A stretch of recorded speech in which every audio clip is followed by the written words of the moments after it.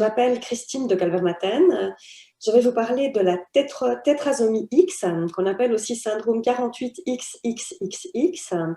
Et c'est ma fille Julie, qui va avoir 22 ans, qui est porteuse de cette maladie.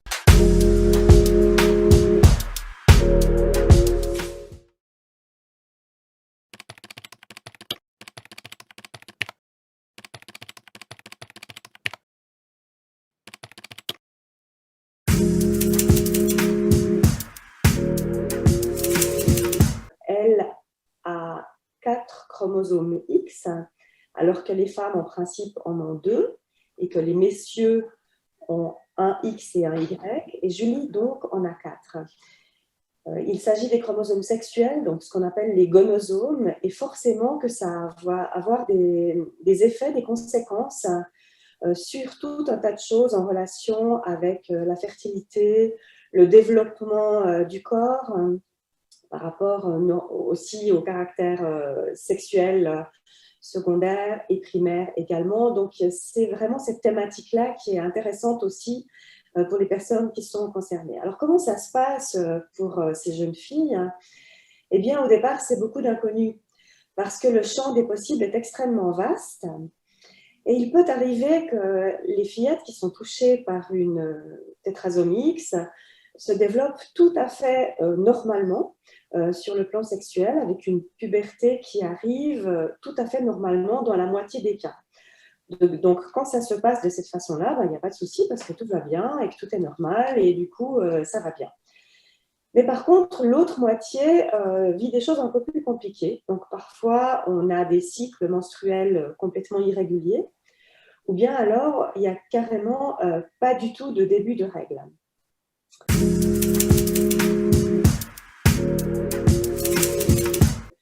L'organisme ne produit pas suffisamment d'œstrogènes et ces œstrogènes, en fait, sont liés au bon développement des fonctions sexuelles et reproductives chez la femme. Donc, du coup, on doit voir comment ça se passe. C'est vrai que déjà, chez une jeune fille normale, au moment de la puberté, on ne sait pas très bien comment ça va se passer. Souvent, les cycles sont un peu irréguliers. Donc, on ne sait pas du tout de quel côté ça va aller. Alors, chez notre fille, par exemple, elle n'avait pas de cycle au départ. Et puis, on a dû lui donner un petit coup de pouce. C'est-à-dire qu'on lui a fait prendre des hormones comme si elle était une femme déjà ménopausée, qu'il fallait supplémenter en œstrogène. Et ce petit coup de pouce en œstrogène apporté de façon non naturelle lui a permis d'avoir ensuite des cycles beaucoup plus normaux et puis a permis aussi que son corps se développe un peu plus normalement avec un système pileux qui a pu se développer aussi, des seins qui ont pu commencer à grandir progressivement. Et puis pour elle, c'était aussi quelque chose de bien parce que du coup, elle se sentait beaucoup plus normale, beaucoup plus comme ses copines. Et elle était très fière de voir sa poitrine pousser et se développer. Ça voulait dire qu'elle commençait à devenir une vraie jeune fille. Et ça, c'était quand même un aspect important pour elle.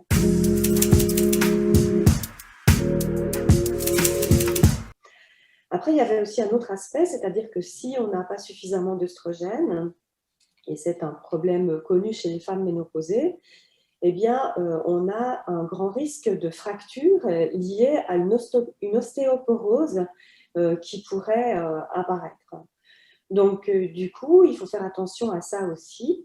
Et puis, pour nous, c'était important de ne pas prendre de risques de ce côté-là. Donc, cet apport extérieur en œstrogène, il lui a permis non seulement de se développer et de continuer à grandir comme est supposé le faire toute jeune fille, mais aussi d'éviter des risques de complications dans sa vie de femme. Et c'était très bien comme ça. Les œstrogènes, ils ont aussi un autre avantage, c'est qu'ils agissent au niveau du cerveau. Ils améliorent notamment la mémoire. Et puis, ils ont aussi un effet positif sur l'humeur. Ils évitent aussi l'apparition de trop grandes fluctuations au niveau de l'humeur. Donc, par rapport aussi au bien-être général, c'est tout à fait positif d'avoir suffisamment d'œstrogènes. Donc, c'est important de veiller à suppléer une éventuelle carence en œstrogène liée à la tétrasomie X.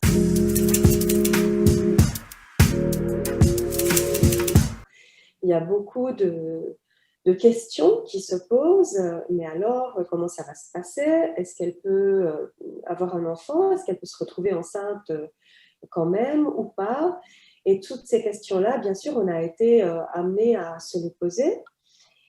Alors nous, on a choisi, donc, en discutant avec Julie, de choisir un moyen contraceptif quand même, parce que une jeune fille, quelle que soit sa situation, à un moment donné, elle peut avoir envie d'avoir un amoureux et d'avoir envie d'aller un peu plus loin que les câlins. Et c'est tout le mal qu'on lui souhaite, en toute honnêteté, d'avoir un amoureux respectueux d'elle et de pouvoir aussi avoir une vie amoureuse complète et bénéfique pour elle et stimulante et vraiment gratifiante. Donc, on a fait en sorte aussi qu'elle soit protégée sur ce plan-là.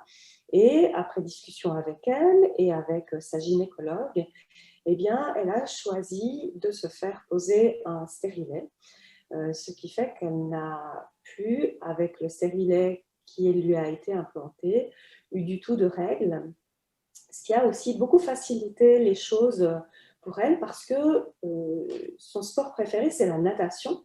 Donc, du coup, ça faisait d'une pierre deux coups et elle était très, très contente avec cette solution-là, qui a aussi, de son côté, favorisé la prise du traitement. Puis, chez les ados qui ont quelques fragilités sur le plan du développement cognitif, donc avec un handicap mental, l'adhésion au traitement médicamenteux, quel qu'il soit, peut être assez difficile.